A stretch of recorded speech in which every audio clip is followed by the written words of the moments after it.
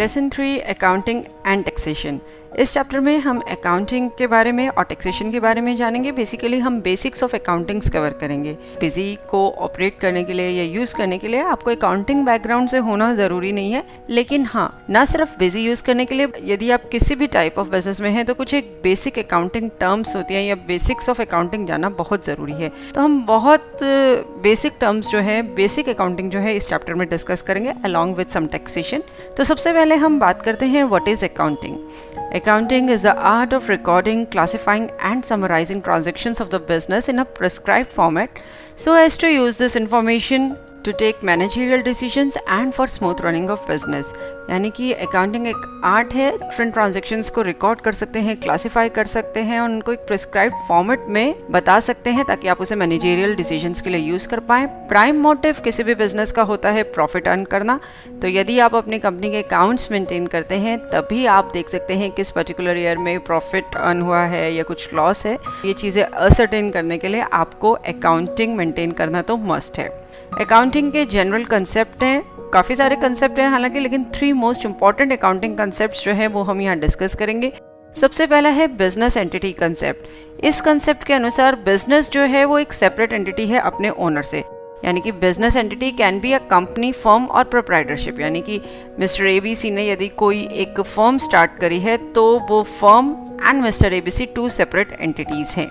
Second concept है dual entity concept. ये concept indicate करता है कि हर ट्रांजैक्शन को जो है 2 डिफरेंट अकाउंट्स में रिकॉर्ड किया जाता है। फॉर एग्जांपल, यदि आपने मशीनरी परचेज करी है तो बोथ मशीनरी का अकाउंट एंड कैश अकाउंट, यदि वो कैश में आपने परचेज करी है, दोनों इफेक्ट होंगे। मशीनरी अकाउंट में कुछ इंक्रीज होगा, इंक्रीमेंट होगा, एंड कैश जो है आपका डिक्रीज होगा।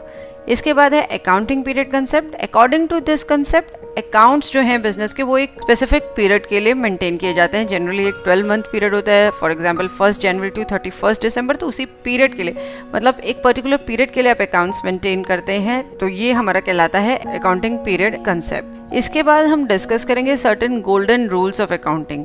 इन accounting we have to remember only the plus and the minus of the transaction. That is कि जो भी अकाउंट में अमाउंट ऐड होना है एंड किस अकाउंट में से अमाउंट जो है लेस होना है। यानी कि किस अकाउंट में जो है आपको कुछ एडिशन करनी है एंड किस अकाउंट में से कुछ डिक्रीज करना है अमाउंट को। एक लेमन मैन की लैंग्वेज में तो ये बहुत सिंपल लगता है कि किस अकाउंट में प्लस करना है एंड किस अकाउंट में माइनस में। अकाउंटिंग में भी सेम है, उसमें जस्ट प्लस माइनस की जगह आप debit and credit terms use करेंगे। तो अभी देखने में सिंपल लगता है कि प्लस माइनस इज सिंपल, लेकिन डेबिट किस अकाउंट में करना है एंड क्रेडिट किस अकाउंट में करना है, तो ये भी बहुत सिंपल है। इसके लिए कुछ एक हमारे गोल्डन रूल्स हैं, 3 गोल्डन रूल्स हैं अकाउंटिंग के, जो कि हम डिस्कस करेंगे। वंस आप वो रूल्स देख लेंगे तो बहुत सिंपल हो जाएगा जज करना कि डेबिट किसे करना है एंड क्रेडिट किसे करना है। 3 गोल्डन रूल्स ऑफ अकाउंटिंग जो हैं उनको सबसे पहले हमने अकाउंट्स के बेसिस पे क्लासिफाई किया है। यानी कि रियल अकाउंट के लिए जो रूल है, नॉमिनल अकाउंट के लिए जो रूल है एंड पर्सनल अकाउंट के लिए जो रूल है।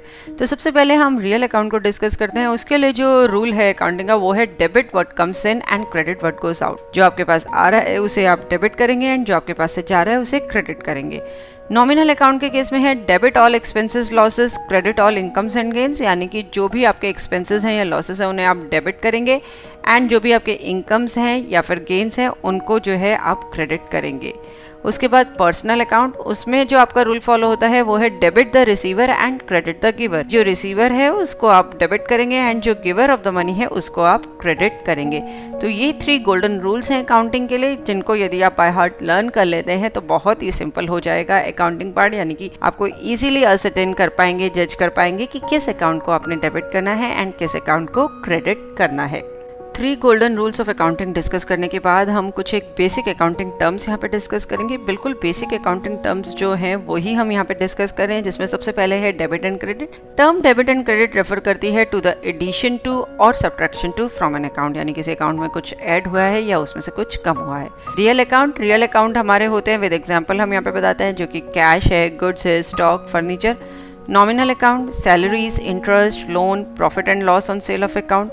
पर्सनल अकाउंट में आपका आएगा कैपिटल अकाउंट है, bank account, persons account like Ramlal and sons, Shyamlal and sons, assets. Asset are resources owned by a company. It can be anything that enables a business to get profit. यानी कि कुछ भी resources जो आपने own किए हैं, आपके own किए हुए जो goods हैं और उनसे आपके business को कुछ profit हो रहा है. Liability. A liability can be defined as something that a business owes to third party in the form of an obligation to pay. Example loan. यानी कि कुछ भी आपको किसी दूसरे को अभी पे करना है, एक obligation है, जैसे कि loan है, तो वो आपका liability कहलाएगा. Capital. Capital is the money that owners invest to start the business and can claim from the business. Income. Income is money received by a person or organization because of the efforts done. In other words, we can say it is a return on work done or return on investments. Expense. Expense is the amount spent in order to produce or sell the goods and services which produces the revenue. यानी कि कोई भी आपका खर्चा है, expense है, जो कि goods और services को produce करने में आपका लगा है, जिससे कि revenue भी generate होगा. Debtor. A debtor is a person or business concern that owes money to the company, and creditor. A creditor is a person or business concern to which the company owes money. यानी कि देनदार और लेनदार, एक जिसको कि आपने पैसा देना है एंड एक जिससे कि आपने पैसा लेना है, तो ये आपके डेटर्स एंड क्रेडिटर्स होते हैं. उसके बाद हम टैक्सेशन पार्ट डिस्कस करते हैं. There are different types of taxes levied in individual countries. कुछ एक कंट्रीज में वैट अप्लाई होता है कि और कुछ एक कंट्रीज में जो है स्टैंडर्डाइज टैक्स टाइप है, जैसे कि GST for different trade types. Busy में टैक्सेशन पार्ट जो डिपेंड करता है वो डिपेंड करता है कि कंपनी क्रिएशन के टाइम पे आपने कौन सी कंट्री जो है सिलेक्ट करी थी, यानी कि किस कंट्री से जो है आप ट्रेड कर रहे हैं. तो busy accordingly different taxes and their rates as per the country selected वो आपको स्पेसिफाई करेगा. ऑल अक्रॉस वर्ल्ड मेजरली जो है 2 टाइप्स ऑफ टैक्सेस ही हैं, वैट एंड जीएसटी, जिनको कि अभी हम आगे डिस्कस करेंगे. वैट और जीएसटी, इस चैप्टर में हम फोकस इन्हीं 2 टैक्सेस पे करेंगे. सबसे पहले हम बात करते हैं वैट की. VAT is a value added tax and it is a consumption tax added to a product's sale price. More than 160 countries around the world use value-added taxation system, and it is most commonly found in the European Union. Each seller in the product chain include a VAT charge on buyer's invoice. It is charged as a percentage of price, which means that the actual tax burden is visible at each stage in the production and distribution chain. VAT जो है apply करता है सभी तकरीबन commercial activities को, including production and distribution of goods. VAT is calculated as per tax credit method, in which there is a provision for setting of tax paid at the time of purchase with the tax collected on the sales of good. यानी कि जो भी आपने tax pay किया है at the time of purchase of goods and जो tax collect किया है at the time of sale of goods, तो वो उसके अगेंस्ट में आप उसका टैक्स क्रेडिट ले सकते हैं, इनपुट क्रेडिट ले सकते हैं. उसके बाद है GST, goods and services tax. It is a value added tax also levied on most goods and services sold for domestic consumption. GST is paid by consumer but it is remitted to the government by the businesses selling the goods and services. Most countries with a GST have a single unified GST system, which means that a single tax rate is applied throughout the country.